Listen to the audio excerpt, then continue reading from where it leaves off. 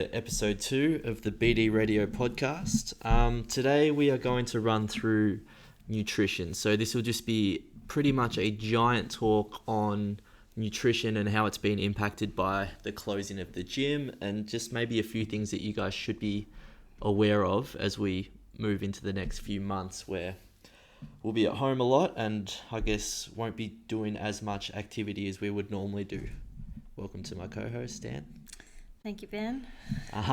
So I guess to start, we should probably go through what we've changed, and then from that we'll be able to expand it to, I guess, stuff that does and doesn't apply to you, which I think we'll find that most stuff actually does apply. But I guess the reasoning behind the changes that we've made, because if there's one thing we've learned as trainers, nothing is more individual in this world than nutrition in regards to what works for you may not work for me, may not work for someone else. So, Dan, what have you changed since we've closed the gym?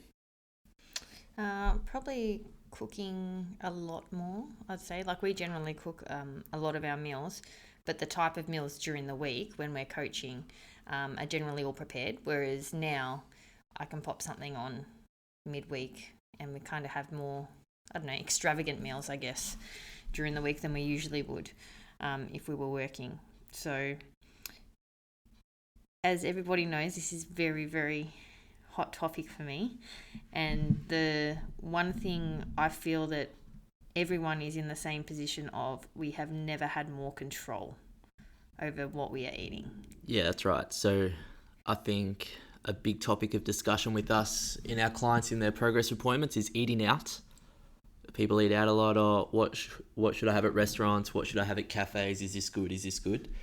Now that you're at home, that just completely takes that out of it. Yeah, so absolutely. It's just, in general, you don't have control over anything as much as you have control over what goes in your mouth. Exactly. Nothing goes in your mouth without you wanting to put it in there. Yes. Stop laughing. I can't help it. I'm just like, we are so in control, and it's an area where so many people struggle. When people are like, oh, I'm out and I had a cookie, and I'm like, oh, they must have pinned you down and forced you to eat it. Like, if you want to make real lasting nutritional change, the sooner you realize that you're in complete control and it's up to you, it's almost like a penny drop moment. And then you basically, you'll never have to worry about that ever again. From there, it's just, okay, now what do you do? Yeah. So take a positive. Like, with our nutrition, everyone's like, oh, what am I going to do? Like, that's something that's come up a lot. Stockpiling toilet paper. Yeah. Stockpiling all the dried stuff. Well, actually, you're in a better position now than we ever were before in terms of nutrition. 100%. We don't have as many people influencing what we're eating. We are in control of what we buy and put in our pantry and our fridge. Absolutely. There's never been a better time to maybe expand your horizons, learn some new recipes, make some healthy treats, all that sort of stuff. I think we've all got a little bit more time on our hands just because we don't have to travel as much. When you take that time that you commute out of it, that's basically, for a lot of people, that's an extra hour that they can then focus on something else. So, how you look at things and how you react to things is going to be a big part of your life in the next 6 months anyway, but especially with nutrition, we can turn that into a real positive. Yeah, for sure. So something we've been asked about a lot is how to stop snacking. Ooh, big one. So the question is, are you snacking the way you used to snack at work, or has that changed now you're at home? If you are still snacking, but you're snacking on different things, like we just spoke about, you're in control of what you're snacking on. So you don't have someone bringing muffins into the office. Correct. Okay. No one's having a birthday. Exactly. No one's having a birthday. Well, occasionally might be someone in your household. Yep. But just make sure that the snacks you have available are good quality. So, yep. Things like, I've made sure that I've made some nuts for us that are in the pantry, my all-time favourite, as everybody knows. Spice nuts. We often have in our fridge hummus and veggie sticks. Mm-hmm. So easy. Just if you guys haven't tried the hummus from Oasis, incredible, unbelievable. Could it's live the on best. We do live on it. But also, it's very easy to make your own. So Yeah, true. get on board some canned chickpeas. Absolutely. So for me personally, snacking is one of those things I do when I'm not really focused or I'm not really crystal clear on what I'm trying to achieve. So for me at the moment, I know I'm not moving around as much. So this sort of leads us to our larger point, and it's something that we talk about a lot. It's eating to fuel your lifestyle. So I know that my lifestyle typically is pretty active. Like on most days, I'll exercise for an hour. So whatever that looks like, same stuff that you guys normally do. But I'll also get a ton of steps in just from coaching and being on the floor. So at the moment, I'm not on the floor. So I'm trying to hit 10,000 steps a day, but it's a bit of a struggle to get there. So I basically have to do a targeted walk every day for about 45 minutes to an hour to actually get that. So as a result, it's likely that if I ate the same amount of food that I was doing pre-lockdown now, I would probably gain a little bit of weight just because I'm not moving enough to warrant those extra calories really. So what I'm doing with my snacking at the moment is, unless like it's on my plate, unless I've planned it out, I'm not eating it. So it's just a really easy way just to sort of give myself that black and white rule of tidying it up, rather than just a little bit of this won't hurt, a little bit of that won't hurt, because if I wrote it on a piece of paper at the end of the day, it'd probably likely add up to a fair bit. So we talk to you guys a lot about being prepared, preparing your breakfast, preparing your lunch, knowing what you're actually going to have. If you find that you're struggling with snacking, just prepare your food the night before. So it doesn't matter if you're working from home. You can still get your Tupperwares out. Make sure you've spooned out your brekkie, your lunch, and you've got a couple of snacks. Then it just makes it really easy in your mind as, no, that's all I'm having. Because it's probably likely that you're not hungry, you're probably bored. So that's why you're heading to the fridge. Yeah, even if you look at programs like, sometimes I've had clients come to me and say, oh, light and easy really worked for me. What is light and easy? It's just portioned. It takes the decision out of your hands. Exactly. It's just portion controlled meals. You go to the fridge and you grab your bag for that meal, for that snack. It's all done for you and you don't think about it. The problem is you just have to plan it. It's why a lot of people like the keto diet, intermittent fasting, stuff which like gives you concrete rules is easier to apply than stuff that makes you learn about what's actually on your plate and what you need. Because it's just like, just can't have that. Why? Oh, because it's got carbs. Like, you don't actually know why. It just makes it easier in your mind to either justify or not justify the choice. Yeah, absolutely. So by preparing your food the night before, you then don't have the battle of, what am I having? Is this good? Is this not good? And it's just like, that's it. I'm having it at 3 and it's there. Yeah, exactly. Moving to the next point. So eating to fuel your lifestyle, very important. Probably likely, yes, Danielle, she's raising her hand like it's a classroom. you can just speak. Sorry. So obviously Ben and I, we've had quite a large adjustment in lifestyle. So like when we're talking steps and that kind of thing.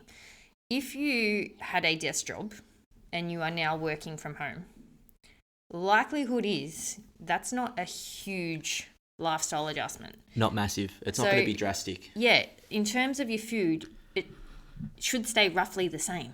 Don't freak out and think that you need to miss a meal. No. It's just bigger for us given what we do. Yeah, it's been a more drastic shift for us than it would have been for my mum. Yeah. Just as an example, shout out to Virginia, who will probably get smashed on this podcast a bit, so we won't let her listen. So, eating to fuel your lifestyle, we've broken that down. What have you, in particular, so run me through what you ate yesterday and why. Give the guys a bit of background on what you had. Okay, in the morning I had... She's been smashing hot cross buns with Mia as well. So I don't think you had it yesterday, though. I didn't have a hot cross bun yesterday. And when we say hot cross buns, they're healthy hot cross buns, Ben. They're They have dense. no refined sugar in them. They're from Terra Madre, if anybody wants some. I can post them in the group, actually. They're amazing. They are nice. They're dense. But yesterday I did have 2 small bits of sourdough with avocado and then 2 hard-boiled eggs. So that was in the morning. That was probably about 8 o'clock or 8:30. Yep. And that got me through until about lunchtime. So we trained. I just did maybe half an hour of some resistance work. Did we train before or after lunch tomorrow? Before. Tomorrow. Yesterday. Yeah, before. And because we're trying to get stuff done at the gym, I didn't bring my lunch in. I had a blue dinosaur protein bar and a banana. I was post-workout. Yeah, I was pretty hungry in the afternoon though before dinner. So I wanted a snack, which is not usually like me. I normally just have 3 big meals. Usually have a huge lunch though after we train. Yeah, normally have a big lunch. But I was really hungry, so I had a cup of some porridge in the afternoon. Oh, that's right. Yeah, probably about 3 o'clock. And then we had a roast for dinner, which was delicious. And we eat pretty early because of Mia. So that was probably about 5:30. We say because of Mia, but we eat early because we're hungry. True. We use the kids as an excuse, but... And dessert, snacking on the couch, watching Ozark, was watermelon. So that's generally our go-to. Most people just like to consume something. I think it's like a comfort thing.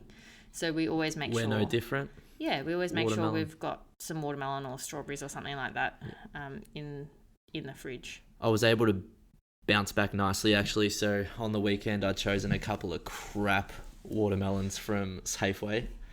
And yesterday, went to the local fruit store on my walk and picked up a ripper. So I'm back in form there, which is great. Me yesterday, what did I have? So keeping in mind that I'm not going to be as active, I haven't been having as much in the morning. So normally in the morning, it'd be my breakfast would be probably my biggest meal of the day. But in the morning, like I probably need to sort this out. This isn't ideal, but I'm only a week in, so whatever. I've just been basically having a blue dinosaur protein bar. So I've been eating through our stock of those. So I will change that. Danielle's giving me the eyes like it's costing us money. It is. So I'm going to swap it to oats and protein powder and some blueberries or something like that. But a pretty small breakfast compared to what I normally have. And then I keep my meals pretty typical for the rest of the day as to what I would normally have. So we trained before lunch. What did I have? I can't even remember. What did we have for... Actually... Oh, yes. I had tuna and avocado. So avocado and tuna. It was half an avo and a can of tuna in a bowl. I knew that we were having roast pork for tea, so I was leaving a bit of room for that. Went for a walk yesterday, arvo, and yeah, enjoyed the roast pork and watermelon at night. So our dinner is not normally our largest meal of the day. Normally our lunch would be, but I think because we both knew that we had that coming up, we'd sort of, I guess, allowed some extra room there. So basically all that's changed with our nutrition is really just our quantities. Like we eat pretty well in regards to quality. So sometimes when people make this shift to prioritize quality, it naturally improves their quantity. But with us, because our quality is pretty good, we've just focused on, I guess, not overeating for how much we are actually exercising. Yeah, I would agree with that. Yeah, so I guess for you guys, what you basically need to do is take stock of what you were doing and what you are doing now. So if you notice that that's a giant shift, then you may need to look at stuff like we have and just control your quantities a bit. Or if you know that food quality is something you can improve on, focus on your quality. Because as I said, a bowl of pasta and meat sauce is going to be more than meat and vegetables. So just by improving your quality of foods a little bit there, you can naturally improve your quantity. But we always recommend quality first. Absolutely. Next topic. So moving on, healthy ideas. So rather than just, I guess, talking about what the actual principles and all that stuff is, what's some healthy meal ideas, keeping in mind that lots of our guys are like us, so they need to feed the whole family. Yeah, so snacks, hard-boiled eggs, amazing. Can't go wrong. Can't go wrong. If you don't like the now that flavour, you're home, it doesn't take long to do either. So some people are like, oh, but I don't like them from the fridge. Well, now you don't have that excuse because you can cook them straight from the fridge and they're ready to go. Obviously, Danny really enjoys everyone's excuses. You can tell by her tone. That's a good one. Yesterday for me, porridge takes 2 minutes. To me, there really is no excuse to grab a biscuit. We don't have them in the house. Yeah, unless you want to have that. That's things like, oh, I can't. It's like you actually want to have that. Yeah, there are reasons. You choose to eat that. There are reasons and there are excuses. Yeah. Yeah, and I was having a chat to one of our clients about this the other day. It's like a reason for not being able to cook is being time poor, but reasons have answers. Like excuses there's just words. It actually doesn't help anyone.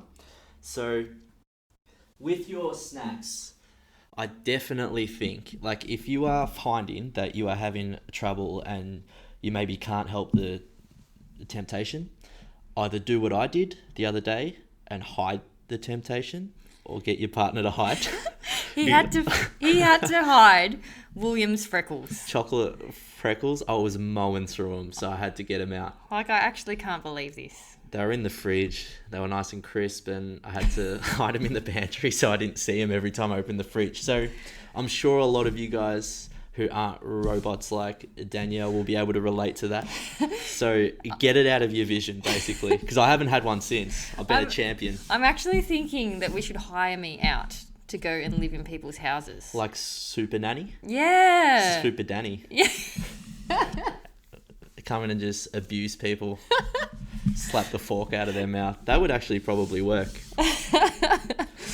So, yes, my number one is, if I want it really badly, I'm probably more like you guys than Danny. So, I've had a bit of a different journey to her.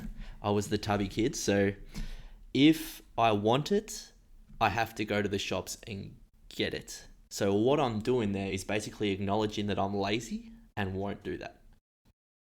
Pretty much. So, if I'm motivated enough to go to Coles and grab a chocolate bar, then I probably really needed it. And I'm not sure that ScoMo would say that is essential travel. Well, he got puzzles, so who knows what's essential travel anymore. But that's what helps me. I just get it out of the house or hide it. Hide it because we have it because of the kids, but out of the house for sure is definitely number one. Don't forget, one thing that we go on about all the time. I mean, yes, things have changed, but everything is still, everything we've ever spoken about applies.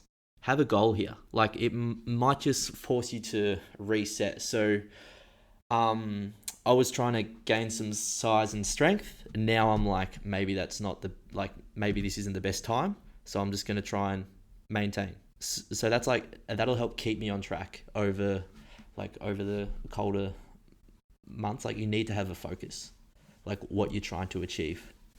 I think that'll definitely help as we head into, I guess, a more extended time period of lockdowns and changes. As well as this is just the beginning. So I'd imagine that it's going to get easier as we all get into a little bit of a flow, but trying to navigate it as best you can and set up your environment for success is probably what we should all be focusing on at the moment. Yeah. One thing also I think that is too common is our relationship with food. Oh, yep. For me, it's always been a positive relationship. Like the amount of people that comment on how much food I eat. It's like, well, every family dinner.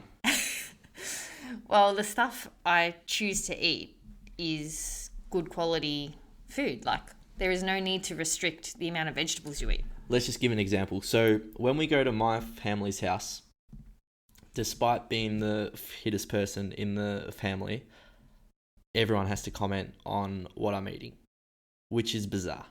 But moving past that, so if I'm at home, my family is a big one on like pre-dinner cheese, nibbles, crackers, dips, all that stuff.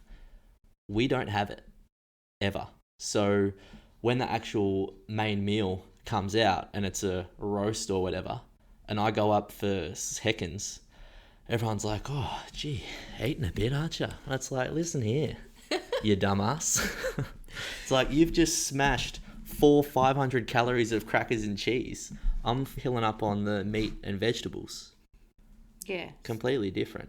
Yeah, you really do need to understand, and I think that's something that we can all work on, like especially during this time.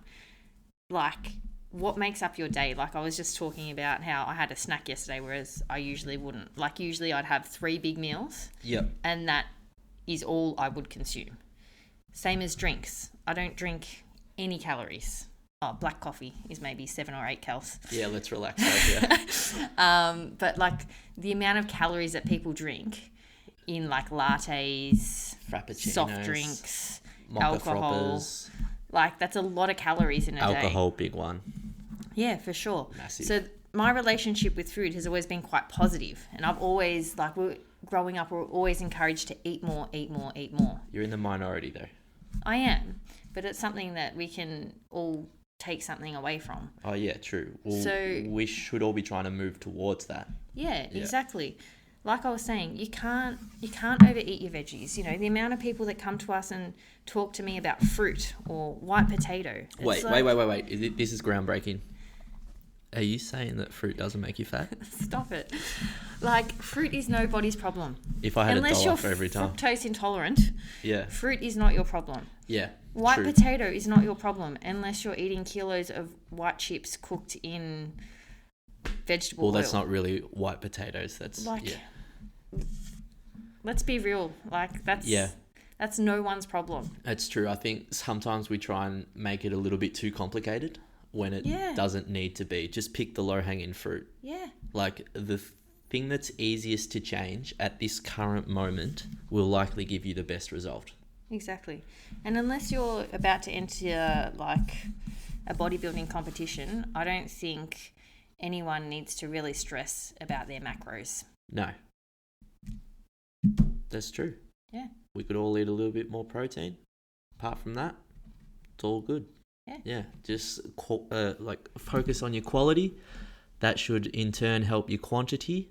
And from there, I mean, that will like help with everything else. So moving on to the last one is, I guess, implementing the stuff that you now know that you need to change. So I am a huge advocate for routine. So most of the clients who I talk to about nutrition, and Danny would be able to tell you this as well, I eat the same thing all the time. Like, I'm not massive on variety. Boring. But yeah, very boring. But I don't love food in the same way that she does. Like, I'm not a foodie at all. So if I know that I'm eating something and it's working for me at that current time in regards to what I'm trying to achieve physically, I will do it all the time. Basically until I've smashed it and I can't, like, I'm off hard-boiled eggs.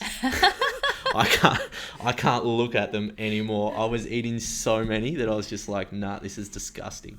So for me personally, I pretty much have the same thing for breakfast and lunch all the time, and the main variety comes from the meal that we probably eat all together, because William would lose it, and yeah, it's just not as fun. So my best piece of advice in regards to that is, like, structure and routine was important before we all worked at home, and it's probably even more important now. So it really takes, like, motivation and your self discipline out of it if you don't have to worry about it. Like if you know, oh, it's breakfast, I have my oats and my berries. Done. That's it. There's no argument. Oh, I'd like some toast. Oh, I'd like this. No, that's just what I have. I think that helps a lot mentally as well. Yeah, definitely. And if any of you want to speak to us about your nutrition stuff, like feel free to message us. Oh yeah, 100%. We'd be happy to jump on a FaceTime or something like that and have a chat. Because I think, I mean, when we're talking to a broad audience like this, it's hard to get super specific. But I guess what you guys need to understand is that although like the principles are the same, like energy balance, all that stuff is the same for everyone. It's just how you apply it to you and what you're currently doing, because everyone's starting point is completely different. Yeah, absolutely. So always a great starting point, guys, before you even come to us is know what you're doing. Yeah. So like some people are like, oh, help a bit of an audit. Yeah, exactly. The amount of people that come to us, oh, I eat really well. I'm like, yeah, no worries. Would you mind filling out a food diary for us for 5 days, include a weekend? Tell me how many times this has ever happened to you. Oh, excuse me, Mrs. Smith, I'm going to get you to do a food diary, blah, blah, blah. Oh, I don't eat that much. Yeah, just a bit of this. And then they end up telling you the whole food diary anyway before they've even done it, which is cool. But then when we actually do the food diary, how many times has this happened? Oh my God, I never realized how much I ate. Yeah, well, that's it. We actually don't know what we're doing. No. So in order to change something, we need to know where we're currently at. It's like basically everything. Like an audit. Yeah. You're just having a look at what you're currently doing. Same as what we spoke about with the exercise, is you just need to identify key areas for change. Yeah. And it's not going from 0 to 100. It's going from 0 to 20 and then from 20 to 40. And then it just becomes part of what you do. And that's really the key to long-lasting change. Yeah. All right. So that brings us to the end of our nutrition episode. Just checking we've answered the questions we have. We've spoken about snacking. That's just being prepared. Healthy ideas. I guess we've spoken about quality. Oh, actually, we didn't really touch on many healthy ideas. So do you want to give a couple, Dan, to the crew? We did. So eggs was my idea. Yeah. Eggs, porridge. If you know you enjoy baked goods and that kind of thing, like research. There's never been a better time to research. Get some recipes 100%. And, bake. We have a few on our blog. Yeah, we do. Don't make the Snickers slice because you come out of this isolation looking like the side of a house. It's so delicious, but my God, it's remember, tough. If you are going for those options, moderation, guys. Be sensible. Don't go baking every day, that's for sure. Yeah, for Veggie sure. sticks and dip are a good one. What about actual meals? Well, meals like we did a roast yesterday, and another good. client mentioned that they managed to do a roast yesterday, which is awesome. Well done, Mel. Yeah, excellent. Any type of quality protein, you're winning. Like we made butter chicken the other day. That was so good. Actually, we might post that recipe in the group. That was really good. Yeah. With our special little trick that wasn't in the recipe book. Yeah, well, I come up with all these ideas. Yeah. So anyone who makes it to the 28.5-minute mark of this podcast, message us and we'll give you the secret. Fruit. It's what you have available, guys. Yeah, true. I've never done a weekly shop because I don't want fruit that is a week old because it doesn't taste good. Well, especially in times like now, we're just grateful for an excuse to get out of the house. Yeah, exactly. So go grab some fresh stuff and you're more likely to enjoy it. Yep. If you love chocolate, we've got a healthy chocolate recipe. Mm-hmm. You can always change the cacao content if you're not a fan of dark, to make it a milk chocolate. Yeah, absolutely. But yeah, you are in control, guys. That's my message. 100%.